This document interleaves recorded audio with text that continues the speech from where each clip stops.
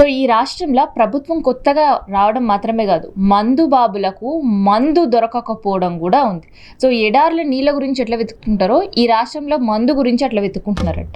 వెతుక్కోవడంతో పాటు కొన్ని కఠిన నిబంధనలు కూడా ఈ ప్రభుత్వం అమలుకు చేసిందట. సో ఇంకెవరు ఆ ప్రభుత్వం మనం ఆలోచిస్తున్నారా? ఇంకెవరు కాదు, సీఎం విజయ్. సో విజయ్ అధికారంలోకి వచ్చిన తర్వాత రాష్ట్రంలో ప్రతిసారి ఏదో ఒక కొత్త నిర్ణయం తీసుకొని వస్తున్నారు. అలాగే మేనిఫెస్టోలో పెట్టిన ప్రకారం, ప్రజలకి హామీ ఇచ్చిన ప్రకారం గుళ్ళు బళ్ళు దగ్గర ఎట్టి పరిస్థితుల్లోనూ ఒక్కటంటే ఒక్కటి కూడా వైన్ షాప్ అస్సలు కనిపించొద్దు అని నిర్ణయం తీసుకున్నారు. ఇంకేముంది, సీఎం సార్ ఆర్డర్ ఇస్తూనే దాదాపు 716 వైన్ షాపులు మూతబడ్డాయి.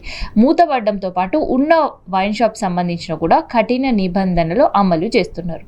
సో అందుకనే ఆ వైన్ షాప్స్ కూడా క్లోజ్ అవుతాయేమో అని ఒక భయంతో, and already 716 wine shops close అవ్వడంతో మందుబాబులు వైన్ షాప్స్ ముందు క్యూ కడుతున్నారు. దీంతో అక్కడ ట్రాఫిక్ జామ్స్ అవుతున్నాయట. ట్రాఫిక్ని క్లియర్ చేయడానికి ఒక పక్క ట్రాఫిక్ పోలీసులు, మందుబాబుల లొల్లితో వైన్ షాప్స్ ముందు గందరగోళ పరిస్థితులను సెటరేట్ చేయడానికి పోలీసులు. సో ఇద్దరు కూడా రోడ్లపైనే వాళ్ళ డ్యూటీస్ నిర్వహించాల్సిన పరిస్థితి.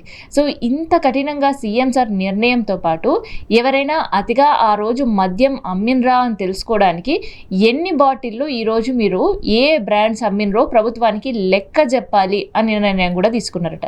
దీంతో ఉన్న వైన్ షాప్స్ కూడా క్లోజ్ చేసి ఆందోళనకు దిగినాయి. సో అందుకని ఇవాళ మందు దొరకడం చాలా కష్టమైందట.